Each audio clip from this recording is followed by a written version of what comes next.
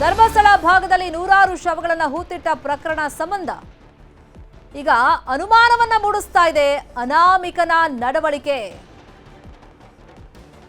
July 11ಕ್ಕೆ ಅನಾಮಿಕನಿಗೆ ಸುಲಭದಲ್ಲೇ ಸಿಕ್ಕಿತ್ತು ತಲೆಬುರುಡೆ. ಈಗ 10 spot ಶೋಧಿಸಿದ್ರು ಕೂಡ ಬುರುಡೆ ಪತ್ತೆ ಇಲ್ಲ. ಈಗ ಈ ತಲೆಬುರುಡೆ ಯಾರದ್ದು ಅಂತ ಹೇಳಿ ತನಿಖೆ ಆಗ್ತಾ ಇದೆ. ಅನಾಮಿಕನನ್ನ ವಿಚಾರಣೆ ಮಾಡ್ತಾ ಇದ್ದಾರೆ ಎಸ್ಐಟಿ ಅಧಿಕಾರಿಗಳು. ಪ್ರಕರಣ ತೀವ್ರತೆ ಪಡೆಯುವಂತ ನಿಟ್ಟಿನಲ್ಲಿ ಬುರುಡೆಯನ್ನ ತನ್ನ ಹಾಗಾದ್ರೆ ಈ ವ್ಯಕ್ತಿ ಅಂತ ಹೇಳಿ ಅನುಮಾನಗಳು ಮೂಡ್ತಾ ಇದೆ. ಯಾಕಂದ್ರೆ ಈತ ತನ್ನ ಮೇಲೆ ಒಂದು ಭರವಸೆ ಮೂಡಬೇಕು ಅನ್ನೋ ನಿಟ್ಟಿನಲ್ಲಿ ಈ ಪ್ರಕರಣ ಎಷ್ಟು ಗಂಭೀರವಾಗಿದೆ ಅಂತ ತೋರಿಸ್ಕೊಳ್ಳುವಂತ ನಿಟ್ಟಿನಲ್ಲಿ ಬರುವಾಗಲೇ ಬ್ಯಾಗ್ನಲ್ಲಿ ಒಂದು ತಲೆಬುರುಡೆಯನ್ನ ತಂದಿದ್ದ. ಇದು ಎಲ್ಲಿ ಹೂತಿದ್ದೆ ಅಂತ ನಾನು ತೋರಿಸಬಲ್ಲೆ, ಹೀಗೆ ನೂರಾರು ಶವಗಳನ್ನ ನಾನು ಹೂತಿಟ್ಟಿದ್ದೆ, ಆ ತಲೆಬುರುಡೆಗಳು ಎಲ್ಲಿದೆ, ಆ ಶವಗಳು ಎಲ್ಲಿದೆ ಅಥವಾ ಅಸ್ಥಿಪಂಜರ ಎಲ್ಲಿದೆ ನಾನು ತೋರಿಸ್ಬಿಡ್ತೀನಿ ಅಂತಾನೆ ಆತ ಹೇಳಿದ್ದು. ಈಗ 10 ಸ್ಪಾಟ್ ಶೋಧಿಸಿದ್ರು ಕೂಡ ಸ್ಪಾಟ್ ನಂಬರ್ 6ರಲ್ಲಿ ಕೆಲವೊಂದು ಮೂಳೆಗಳು ಪತ್ತೆಯಾಗಿದೆ ಅನ್ನೋದನ್ನ ಹೊರತುಪಡಿಸಿದ್ರೆ ಈತನ ನಡವಳಿಕೆ ಈಗ ಸಾಕಷ್ಟು ಅನುಮಾನಗಳಿಗೆ ಕಾರಣವಾಗ್ತಾ ಇದೆ. ಇವತ್ತು ನೋಡಿ ಬೆಳವಣಿಗೆ ನಾವು ಗಮನಿಸ್ತಾ ಇದ್ವಿ. 11ನೇ ನಂಬರ್ ಸ್ಪಾಟ್. ಮೊದಲು ಆತ ಆ ಜಾಗವನ್ನ ತೋರಿಸಿದ್ದ, ಅದರಂತೆ ಅಧಿಕಾರಿಗಳು ಮಾರ್ಕ್ ಮಾಡಿದ್ರು. ಇನ್ನೇನು ಉತ್ಖನನ ಕಾರ್ಯ ಅಥವಾ ಗುಂಡಿ ಅಗಿಯುವಂತ ಕಾರ್ಯ ಶುರು ಮಾಡಬೇಕಾಗಿತ್ತು. ಆ ಸಂದರ್ಭದಲ್ಲಿ ಇಲ್ಲ ಒಂದಿಷ್ಟು ಗೊಂದಲ ಆಗಿದೆ, ಒಂದಿಷ್ಟು ಬದಲಾವಣೆ ಮಾಡ್ತೀನಿ ನಾನು ಜಾಗವನ್ನ, ಈಗ ನನಗೆ ನೆನಪಿಗೆ ಬಂದಿದೆ ಅದು ಗುಡ್ಡದ ಮೇಲಿದೆ ಅಂತ.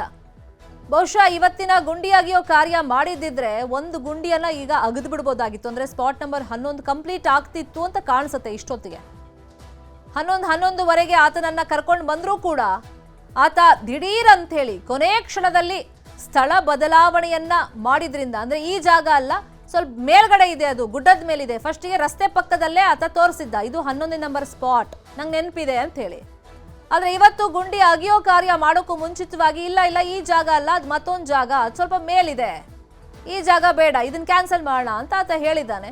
ಬಟ್ ಅಧಿಕಾರಿಗಳು ತುಂಬಾ ವರ್ಷ ಆಗಿರೋದ್ರಿಂದ ಆತ ಗೊಂದಲದಲ್ಲಿ ಹೇಳಿರಬಹುದು ಅಂತ ಹೇಳಿ ಆತನ ಮನವಿಯನ್ನ ಪುರಸ್ಕಾರ ಮಾಡಲೇಬೇಕು ಅಂತ ಹೇಳಿ ಪೊಲೀಸ್ ಅಧಿಕಾರಿಗಳು ಆಗ್ಲೇ ಮಾತಾಡುವಂತ ಸಂದರ್ಭದಲ್ಲಿ ಹೇಳ್ತಾ ಇದ್ರು. ಸೊ ಈ ತರ ದೂರುದಾರ ಅಥವಾ ಅನಾಮಿಕ ವ್ಯಕ್ತಿ ಇದು ಹೇಳಿರೋದೇ ಗಂಭೀರ ಪ್ರಕರಣ.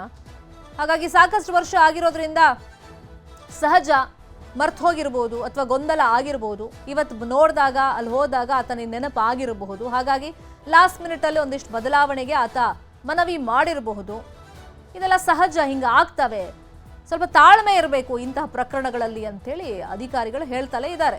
ಮೊದಲ ದಿನದಿಂದ ಕೂಡ ನಾವು ಗಮನಿಸ್ಕೊಂಡು ಬಂದಿದ್ದೀವಿ. ಅಂದ್ರೆ ಈತನ ಬಗ್ಗೆ ಈಗಲೇ ಜಡ್ಜ್ ಮಾಡೋದು ತಪ್ಪು ಅಥವಾ ಈ ಪ್ರಕರಣದ ಬಗ್ಗೆ ಜಡ್ಜ್ ಮಾಡೋದು ತಪ್ಪು ಅಂತಾನು ಕೂಡ ಅವರು ಹೇಳ್ತಾ ಇರ್ತಾರೆ ಯಾವಾಗಲೂ.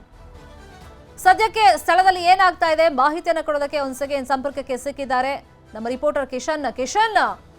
ಈಗ ಒಂದಿಷ್ಟು ಅನುಮಾನಗಳ ಸಹಜ ಸಾರ್ವಜನಿಕ ವಲಯದಲ್ಲೂ ಕೂಡ ಅನುಮಾನಗಳು ವ್ಯಕ್ತವಾಗ್ತಿದೆ ಈ ಅನಾಮಿಕ ಅಥವಾ ದೂರುದಾರನ ನಡವಳಿಕೆ ಬಗ್ಗೆ.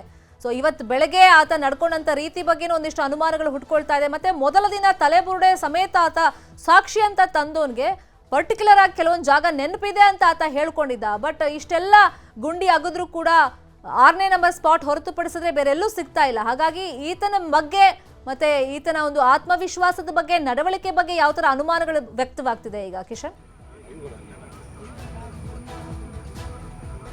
ಶರ್ಮಿತಾ, ಪ್ರಕರಣ ತೀವ್ರವಾಗ್ತಿದ್ದಂತೆ ಮತ್ತಷ್ಟು ಅನುಮಾನಗಳು ಬಲಗೊಳ್ತಾ ಇದೆ. ಯಾಕೆಂದ್ರೆ ಅನಾಮಿಕ ಕೊಡ್ತಾ ಇರುವಂತಹ ಒಂದೊಂದು ಹೇಳಿಕೆಗಳು ಅದು ಅನುಮಾನವನ್ನ ಮತ್ತಷ್ಟು ಪುಷ್ಟೀಕರಿಸ್ತಾ ಇದೆ. ಯಾಕೆಂದ್ರೆ ಈಗ 10 ಸ್ಪಾಟ್ಗಳು ಕಂಪ್ಲೀಟ್ ಆದ್ರೂ ಕೂಡ 6ನೇ ಸ್ಪಾಟ್ ಅಲ್ಲಿ ಕೇವಲ ಗಂಭೀರ ಅನ್ಸ್ಕೊಳ್ಳುವಂತ ಅವಶೇಷಗಳು ಸಿಕ್ಕಿಲ್ಲ. ಅದು ಮಾನವನದ್ದು ಅನ್ನೋದು ಕೂಡ ಪ್ರೂವ್ ಆಗಿರುವಂತದ್ದು.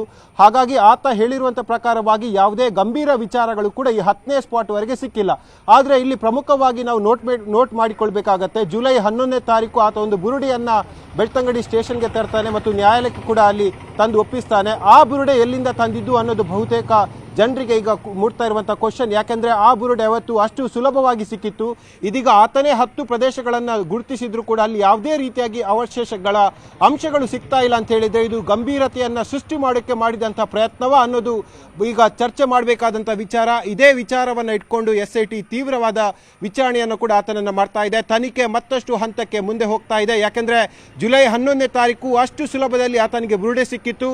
ಆದ್ರೆ ಸ್ಥಳ ಮಹಜರು ಮಾಡಿ ಉತ್ಖನನ ಮಾಡಿದ್ರೂ ಕೂಡ ಈಗ ಬುರುಡೆಯ ಒಂದು ಅಂಶಗಳು ಕೂಡ ಸಿಗ್ತಾ ಇಲ್ಲ ಅಂತ ಹೇಳಿದ್ರೆ ಇದು ಪ್ರಶ್ನೆ ಮಾಡಬೇಕಾದಂಥ ವಿಚಾರವೇ ಅನ್ನೋದನ್ನ ಇಲ್ಲಿ ಜನ ಹೇಳ್ತಾ ಇದ್ದಾರೆ. ಯಾಕೆಂದ್ರೆ ಬಹಳಷ್ಟು ಸಂಶಯವನ್ನ ಮೂಡಿಸ್ತಾ ಇದೆ. ಅವತ್ತು ಆ ಬುರುಡೆಯನ್ನ ಆತ ತಂದಿದ್ನ ಅಥವಾ ಆತನ ಕೈಗೆ ಯಾರಾದ್ರೂ ಕೊಟ್ಟಿದ್ರ, ತನಿಖೆಯ ಪ್ರಕರಣದ ಗಂಭೀರತೆಯನ್ನ ಮತ್ತಷ್ಟು ಜಾಸ್ತಿ ಮಾಡೋಕೆ ಆ ಬುರುಡೆಯನ್ನ ಅವತ್ತು ತಂದಿದ್ನ ಪ್ರಶ್ನೆಗಳು ಕೂಡ ಈಗ ಉಲ್ಲೇಖವನ್ನ ಮಾಡಬೇಕಾಗತ್ತೆ. ಜೊತೆಗೆ SITಗೆ ಹೇಳಿಕೆಯ ಸಂದರ್ಭದಲ್ಲಿ ಮತ್ತು ಕೋರ್ಟಿಗೆ ಕೊಟ್ಟಂತಹ ಲಿಖಿತ ರೂಪದ ದಾಖಲೆಯ ಪತ್ರದಲ್ಲಿ 30 ವರ್ಷಗಳಿಂದ ಆದಂತಹ ಪ್ರಕರಣವು ಎಲ್ಲವೂ ಕೂಡ ನನ್ನ ಕಣ್ಣಲ್ಲಿದೆ. ನಾನು ನೋಡಿದಂತಹ ಎಲ್ಲ ಅವಶೇಷಗಳು ಕೂಡ ನನ್ನ ಕಣ್ಣ ಮುಂದೆ ಬರ್ತಾ ಇದೆ ಅನ್ನೋದ್ರ ಬಗ್ಗೆ ಸಾಕಷ್ಟು ಉಲ್ಲೇಖ ಮಾಡಿದ್ದಾನೆ. ಕೆಲವು ಪ್ರಕರಣಗಳನ್ನ ಉಲ್ಲೇಖ ಮಾಡಿ ಆತ ಹೇಳಿಕೆಗಳನ್ನ ಲಿಖಿತ ರೂಪದಲ್ಲಿ ಕೋರ್ಟಿಗೆ ಕೊಟ್ಟಿರುವಂತದ್ದು. ಯಾಕಂದ್ರೆ ಆತ ಹೇಳಿಕೆಯನ್ನ ಯಾವುದೋ ರೂಪದಲ್ಲಿ ಕೊಟ್ಟರೆ ಅದು ಅದರ ಗಂಭೀರತೆ ಕಡಿಮೆ ಇರುತ್ತೆ. ಆದ್ರೆ ಲಿಖಿತ ರೂಪದಲ್ಲಿ ಕೊಟ್ಟಂತ ಹೇಳಿಕೆಯಲ್ಲಿ ಸ್ಪಷ್ಟವಾಗಿ ಆತ ಹಲವು ಪ್ರಕರಣಗಳನ್ನ ಉಲ್ಲೇಖ ಮಾಡ್ತಾನೆ. ತಾವು ಸೂಚಿಸಿದ ಸಂದರ್ಭದಲ್ಲಿ ಆ ಪ್ರದೇಶಗಳನ್ನು ನಾನು ಗುರುತು ಮಾಡಿಬಲ್ಲೆ, ಅದನ್ನ ಉತ್ಖನನ ಮಾಡಿದಾಗ ಹಲವು ಕಳೆಬರಗಳು ಸಿಗುತ್ತೆ. ಕೆಲವು ಪ್ರದೇಶದಲ್ಲಿ ಸಾಮೂಹಿಕವಾಗಿ